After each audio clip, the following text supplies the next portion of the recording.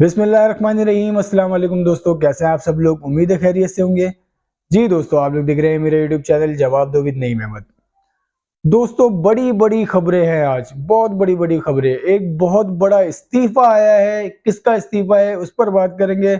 इसके अलावा एमकेएम पाकिस्तान ने एनए 242 के हवाले से एक अहम ऐलान किया है, उस पर भी बात करेंगे। इसके अलावा एमकेएम इंटरनेशनल जो अल्ताफ हसन साहब की जो एमकेएम है, उन्होंने अपनी इंतखाबी मुहिम का आगाज कर दिया है। इंतखाबी मुहिम का आगाज कैसे हुआ, इस पर भी बात करेंगे। और इसके अलावा कामरान टिसौरी, गवर्नर सिंध, उन्होंने भी एक बड़ा ऐलान किया है, इस पर भी बात करेंगे। और जी इमरान खान साहब को भी बड़ा रिलीफ मिला है, इस पर भी बात करेंगे, क्या रिलीफ इमरान खान साहब को मिला है।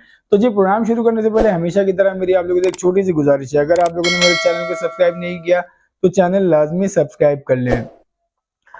आप लोग को मालूम होगा कि कल जो है एक खबर आई कि एमकेएम पाकिस्तान के जो सीनियर डिप्टी कन्वीनर मुस्तफ़ा कमाल साहब जो है, वो एनए 242 बल्दिया टाउन की जो नशिस्त है उससे दस्तबरदार हो गए हैं शहबाज शरीफ साहब के हक में।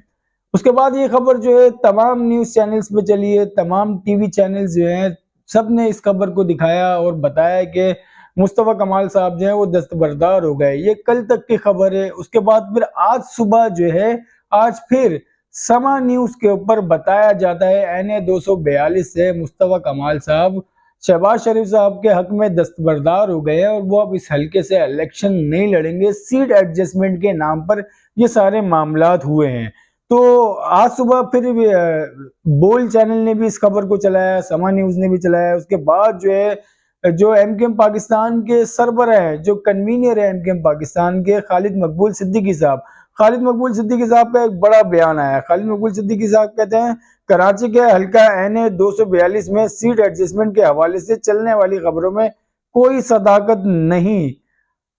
हल्का एनए 242 में senior deputy convener Syed Mustafa कमाल एमकेएम पाकिस्तान के उम्मीदवार होंगे। मतलब एमकेएम पाकिस्तान के जो खुद इस टाइम पे जो सरबराह है, जो कन्वीनर है डॉक्टर खालिद मकबूल सिद्दीकी, उन्होंने ये ऐलान किया कि ये जितनी भी खबरें चल रही हैं मीडिया पे, सोशल मीडिया पे एनए 242 के हवाले से कि मुस्तफ़ा कमाल दस्तबरदार हो गए हैं, ऐसा कुछ भी नहीं है। हमारी ऐसी कोई सीट एडजस्टमेंट पे बात नहीं हुई है। और एनए 242 से एमकेएम पाकिस्तान के उम्मीदवार सीनियर डिप्टी कन्वीनर मुस्तफ़ा कमाल ही होंगे, ये उनका एक बड़ा ऐलान है। उसके बाद जो है फिर कुछ टीवी चैनल्स ने फिर से चलाना शुरू किया कि जी जो एमकेएम के जो सरबराह है उन्होंने तरदीद कर दी है कि एनए 242 में कोई सीट एडजस्टमेंट नहीं होगी, वहां से मुस्तफ़ा कमाल ही इलेक्शन लड़ेंगे और वही उम्मीदवार होंगे, उसके अलावा और कोई उम्मीदवार एमकेएम पाकिस्तान का नहीं होगा। तो ये जितनी भी खबरें चल रही थी उन तमाम खबरों की तरदीद हो गई है एमकेएम पाकिस्तान की तरफ से, उन्होंने मना कर दिया है। अब सवाल ये पैदा होता है कि ये खबर अगर सोशल मीडिया तक रहती तो समझ में आता। सोशल मीडिया पे बहुत सारी खबरें ऐसी हैं जो झूठ होती हैं, बहुत सी खबरें ऐसी होती हैं जो खुद से चलाई जाती हैं।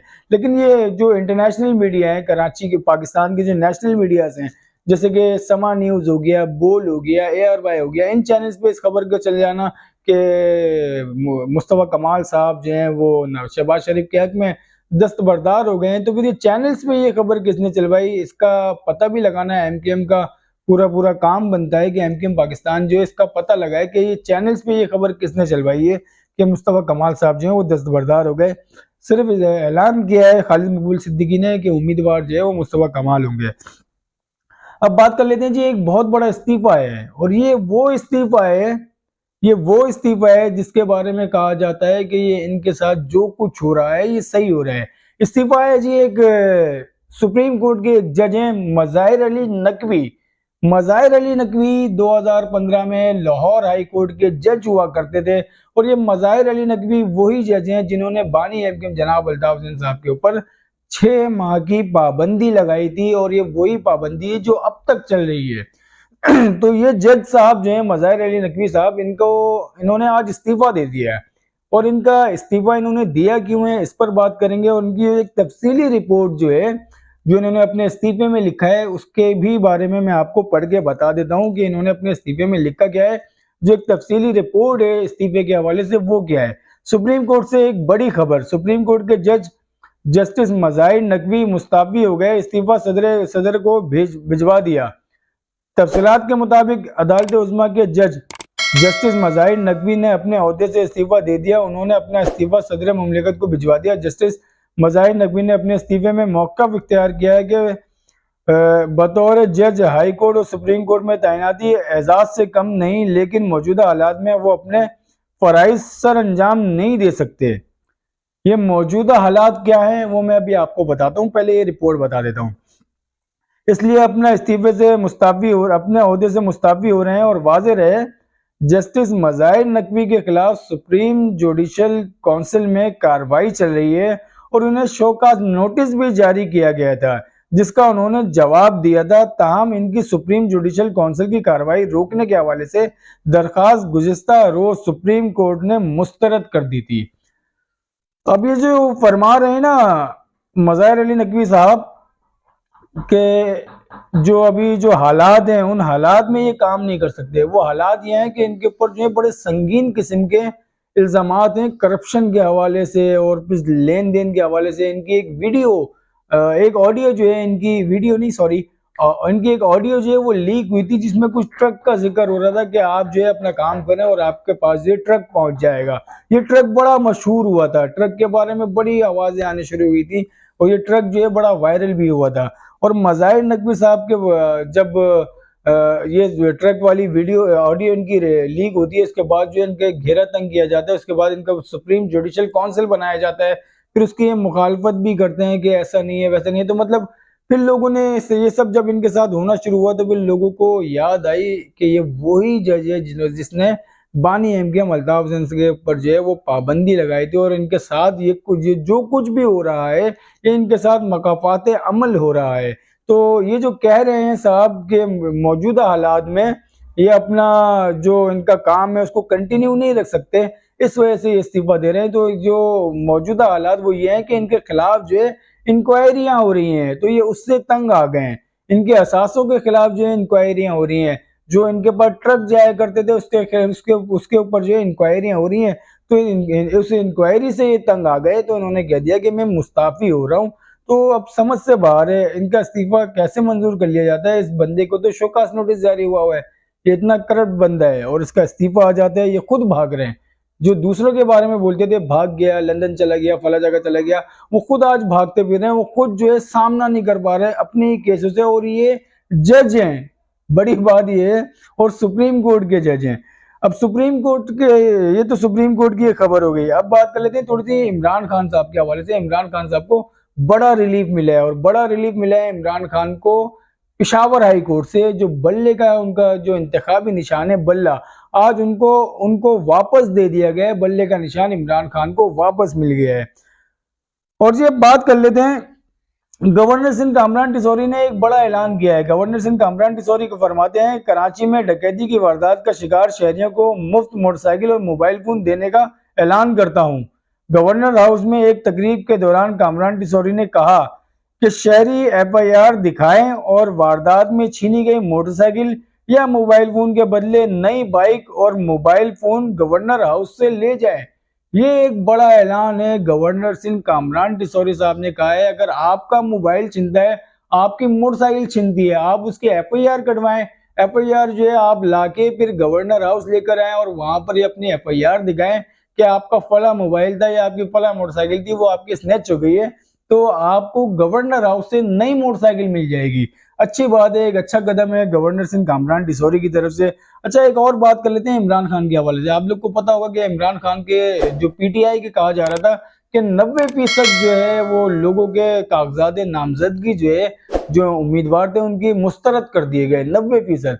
अभी तकरीबन 80% के करीब पीटीआई के जो उम्मीदवार हैं उनके कागजात नामजदगियां जो है वो मंजूर हो गई हैं, जिसमें एक नाम कराची से बहुत बड़ा नाम है आलमगीर खान, फिक्सिट वाले। ये वही आलमगीर खान है जो आपको याद होगा ना, जो ढक्कन वगैरह के ऊपर तस्वीरें बनाते थे, ये वही आलमगीर खान है। ये एनए की नशिस्त से खड़े हुए थे, एनए 236 गालिबन मुझे याद पड़ता है। उन्होंने वहां से कागजात नामजदगी जमा कराए थे, उसके बाद उनके कागजात नामजदगी आज जो है मंजूर हो जाते हैं। ये वही आलमगीर खान है जो दीवारों पे तस्वीरें बनाते थे और वहां पे न्यूट्रल लिखा करते थे और वहां पे जानवरों की तस्वीरें बनाया करते थे। तो ये सबको पता है, ये वही आलमगीर खान है जो न्यूट्रल के नाम पे जानवरों की तस्वीर बनाता था। वो किसको मैसेज देना चाहता था? ये वही आलमगीर खान है जो 9 मई के वारदात 9 मई का जब वाकया पेश आया था तो यहाँ सड़कों पे खड़ा होके वो शोर मचाता था, जलाओ गिराओ करता था और यहाँ रोडों पे खड़ा होके कहता था कि हमने तुम्हें बताया था इमरान खान हमारी रेड लाइन है, अगर तुमने हमारी रेड लाइन क्रॉस की तो अब तुम भुगतो, अब कौन संभालेगा पाकिस्तान। ये वो आलमगीर खान है। तो ऐसे ऐसे बंदे के कागजात नामजदगी जो है वो मंजूर कर लिए जाते हैं और जो बाकी जो यहाँ पर आजाद उम्मीदवार हैं उनके कागजात नामजदगी तो छोड़ें, वो तो दूर की बात है, वो उम्मीदवार ही गायब कर दिए जाते हैं। तो अब आप अंदाजा लगा लें कि पीटीआई के साथ जो कुछ भी हो रहा है तो ये किस लेवल का काम चल रहा है पीटीआई के साथ। और फिर दूसरों के साथ जो है जैसे कि बानी एमकेएम हो गए या एमकेएम जो 2016 से पहले की एमकेएम थी उनके साथ किस तरह के मामला थे, और पीटीआई के साथ लोग कहते हैं कि पीटीआई के साथ बहुत जुल्म हो रहा है, तो कोई जुल्म नहीं हो रहा। जो कुछ भी हो रहा है पीटीआई के साथ समझ ले ये बस एक दिखावा ही लग रहा है जो नजर आ रहा है, क्योंकि आलमगीर खान जैसे बंदे को यार कागजात नामजदगी मंजूर हो जाते हैं, वो भी कराची से, तो फिर सवालात तो खड़े होते ना। अब बात कर लेते हैं जी एमकेएम, जो बानी एमकेएम की जो एमकेएम है उन्होंने अपनी इंतखाबी मुहिम शुरू कर दी है। ये जो इंतखाबी मुहिम इनकी शुरू हुई है, ये कोई प्लान के तहत इंतखाबी मुहिम शुरू नहीं हुई है एमकेएम इंटरनेशनल की। ये इंतखाबी मुहिम जो है एक खुद से ही शुरू हो गई, इसका कोई ऐलान नहीं हुआ। इंतखाबी मुहिम कैसे शुरू हुई है ये मैं आपको बताता हूँ। आप लोग को याद होगा कि आज से 2 दिन पहले जो है वो कुछ लोगों को उठाया गया, घरों पे छापे पड़े, जिनमें बहुत मशहूर नाम जो है वो निसार पंवर और उनके साहबजादे मोहसिन पंवर, फिर एक एडवोकेट हैं जौहर आबिद, इनको उठाया गया। अब इनको उठाने के बाद जो है वो फिर सोशल मीडिया पे ये खबर बहुत बड़ी तरीके से फैल गई, हर जगह हर प्लेटफॉर्म पे सोशल मीडिया की ये खबर चली कि ये कुछ आज़ाद उम्मीदवार हैं, उनको उनके घरों से उठाया गया है। उसके बाद फिर जो नेशनल चैनल्स न्यूज़ हैं जैसे कि ARY है, ARY पे ये खबर चलाई जाती है कि कराची से कुछ आज़ाद उम्मीदवार हैं, उनको गिरफ्तार किया जाता है, जिनका नाम निसार पंवर और मोहसिन पंवर बताया जाता है। उसके बाद जो है फिर कराची में जगह जगह बैनर्स लगना शुरू हो जाते हैं, जगह जगह पोस्टर लगना शुरू हो जाते हैं और उस पर लिखा जाता है कि निसार पंवर, मोहसिन पंवर और जो जौहर आबिद एडवोकेट हैं इनको फौरी रिहा किया जाए। एहलियाने कराची के नाम से जो है वो पोस्टर दीवारों पे लगाए जाते हैं। तो इसको कहा जाता है कि ये एमकेएम इंटरनेशनल या आप इसे एमकेएम लंदन कह लें, इनकी सोशल मीडिया की जो इलेक्शन की जो है वो मुहिम शुरू हो गई है। इलेक्शन मुहिम जो है वो इस वक्त एमकेएम की यही है कि उनके लोग जो गिरफ्तार हुए, जो लापता हुए या जो कुछ भी उनके साथ हुआ आप मुझसे बेहतर जानते हैं, तो उनकी गिरफ्तारी या उनके लापता होने के खिलाफ जो है वो आवाज़ ऐसी उठने लगी है कि कराची के, हैदराबाद के दीवारों पे जो पोस्टर लगाए जा रहे हैं और जो न्यूज़ चैनल्स हैं उनके ऊपर जो है खबरें चलाई जा रही हैं। और फिर बड़े बड़े सहाफ़ी जो सोशल मीडिया पे बहुत ज़्यादा एक्टिव होते हैं, उन तमाम लोगों ने इस गिरफ्तारी के खिलाफ जो है वो आवाज़ उठाई और वो जो हैशटैग था उस हैशटैग को उन्होंने लगाया साथ में और अपने ट्वीट्स में और जगह जगह उस हैशटैग के ऊपर जिक्र भी किया है। बड़े बड़े साहब इसके ऊपर जिक्र करते हुए आपको नजर आ रहे होंगे। तो यही एक एमकेएम जो इंटरनेशनल है उसकी एक इंतखाबी मुहिम कहा जा रहा है कि ये एमकेएम की इंतखाबी मुहिम है। तो जी अब देखते हैं कि अब तक जब मैं आप लोगों से गुफ्तगू कर रहा हूँ अब तक वो जो लापता हुए हैं लोग, जो गिरफ्तार हुए हैं या कुछ भी समझ लें आप उसको, तो वो लोग अब तक जो है अपने आज़ाद उम्मीदवार, जिनको वफा परस्त उम्मीदवार कहा जा रहा था, वो अब तक जो है अपने घरों तक वापस नहीं पहुंचे हैं। और देखते हैं क्या होता है और आगे कितने लोग और गिरफ्तार होते हैं और पीटीआई को कितना रिलीफ मिलता है। आप लोग को मेरी वीडियो कैसी लगी अपने फीडबैक लाजमी देगा और हो सके तो मेरे यूट्यूब चैनल को लाजमी सब्सक्राइब करें। अब मुझे इजाजत दें, अल्लाह हाफिज़।